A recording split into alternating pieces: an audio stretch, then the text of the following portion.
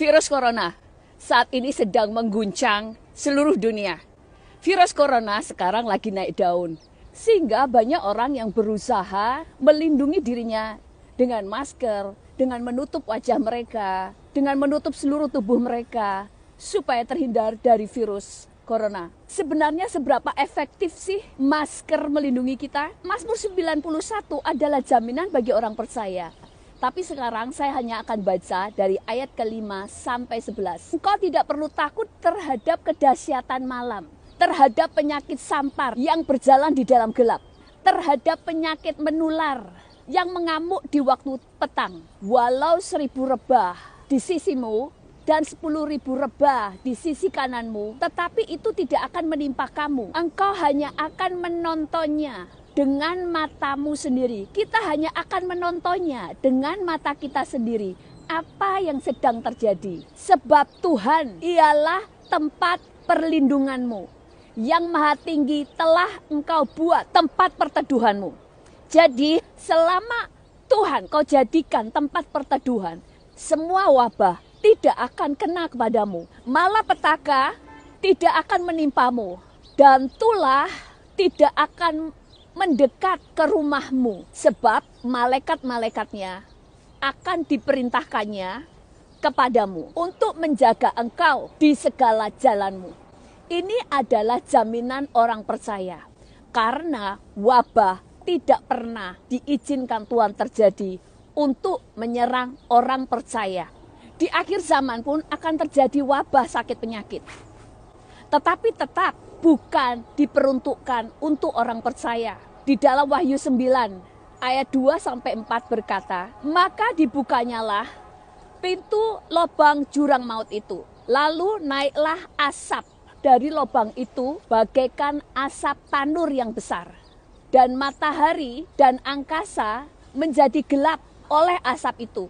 Dan dari asap itu keluarlah belalang-belalang ke atas bumi.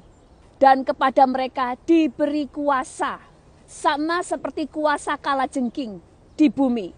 Dan kepada mereka dipesankan supaya mereka jangan merusakkan rumput-rumput di bumi atau tumbuh-tumbuhan ataupun pohon-pohon, melainkan hanya kepada manusia yang tidak memakai meterai Allah di dahinya. Jadi selama saudara memakai meterai Allah di dahi kita, dalam artian kita memiliki roh Allah sebagai meterai dalam hidup kita, engkau terjaga dari segala wabah. Lalu apa yang kita harus lakukan? Yang pertama, jangan terlalu takut. Jangan terlalu khawatir. Di dalam kitab Ayub 3 ayat yang ke-25 berkata, karena yang kutakutkan itulah yang menimpa aku, dan apa yang kucemaskan itulah yang mendatangi aku. Jadi jangan takut, karena segala sesuatu akan terjadi sesuai dengan imanmu. Yang kedua, bersukacitalah. Tetap kerjakan segala hal yang saat ini harus kamu kerjakan dengan sukacita, dengan damai sejahtera, dengan rasa aman. Di dalam kitab Amsal 17 ayat 22 berkata, hati yang gembira adalah obat yang manjur. Hati yang gembira bukan hanya menjadi obat, tetapi menjadi obat yang manjur. Tetapi semangat yang patah karena ketakutan, karena kekhawatiran, mengeringkan tulang. Dunia kedokteran telah membuktikan orang yang penuh ketakutan dan kekhawatiran, maka kekebalan tubuhnya akan turun secara drastis, sehingga dia cepat tertular oleh berbagai macam penyakit.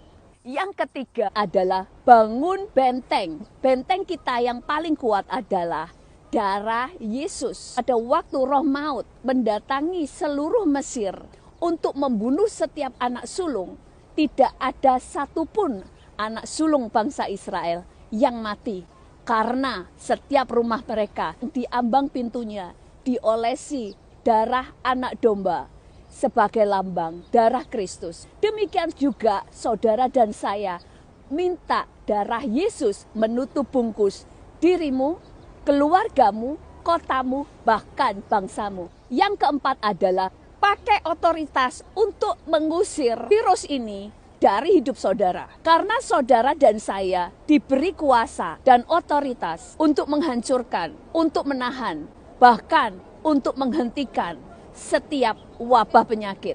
Lukas 10 ayat 19 berkata, sesungguhnya aku telah memberikan kuasa kepada kamu untuk menginjak ular dan kalajengking, dan kuasa untuk menahan kekuatan musuh, sehingga tidak ada yang membahayakan kamu. Berarti sudah ada jaminan bahwa roh-roh itu pasti takluk kepada saudara dan saya, karena kita membawa nama Yesus. Kuasa itu sudah diberikan.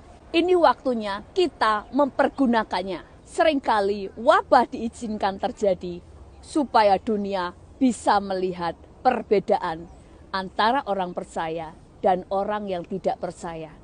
Mereka akan melihat bagaimana besar kuasa doa orang percaya, sehingga dunia bisa melihat Yesus lewat hidup kita. Tuhan Yesus memberkati.